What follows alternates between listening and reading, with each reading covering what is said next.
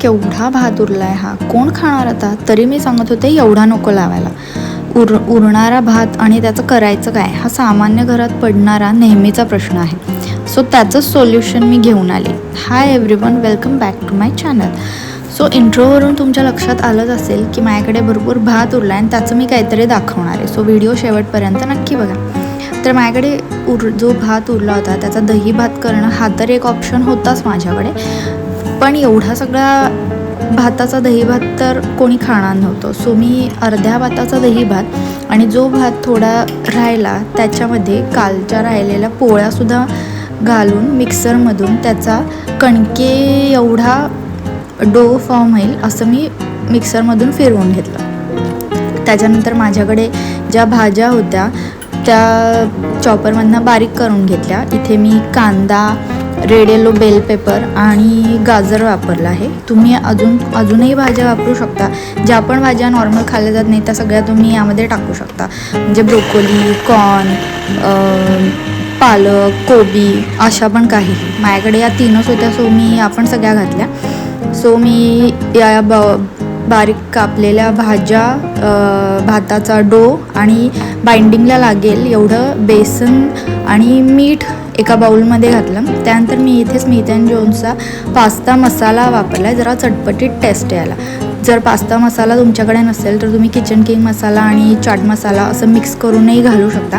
माझ्याकडे हा रेडी होता, सो मी मसाला घातला. आणि हो, हा मसाला जरा तिखट असतो, सो मी याच्यामध्ये मिरची किंवा तिखटही वेगळं काही घातलेलं नाही आहे. सो हा मसाला घालून मी त्याचं डो फॉर्म करून घेतला, म्हणजे सगळं एकत्र मिक्स करून घेतलं.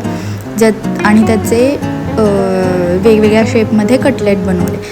कटलेट बनवायला तुम्ही तुमच्याकडं कुकी कटर असतील तर तेही वापरू शकता. सकाळची गडबड होती, सो मी कुकी कटर वगैरे काही काढत बसले नाही.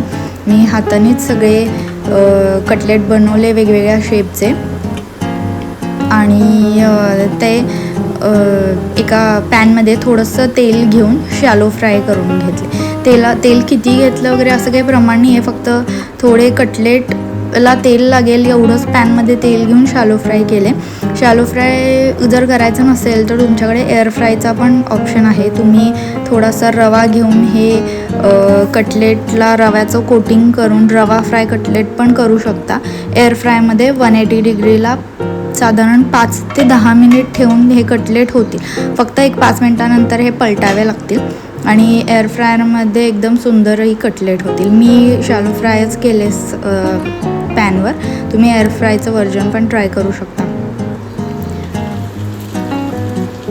आणि तुम्ही बघू शकता की एक थोड्या 5 मिनिटानंतर मस्त गोल्डन कलरवर आपले कटलेट रेडी झालेत. इतकी ही सोपी रेसिपी मुलांच्या सकाळच्या शॉर्ट ब्रेकच्या टिफिनला द्यायला नक्कीच छान आहे. आणि ह्याच्यात चीज घालायचं मी विसरले, पण तुम्ही चीज घातलं तर राईस चीज कटलेट पण होतील आणि मुलांना आवडतील सुद्धा. सो तुम्हाला हा व्हिडिओ आवडला असेल तर नक्की लाईक अँड शेअर करा आणि माझ्या चॅनलला सबस्क्राईब करा.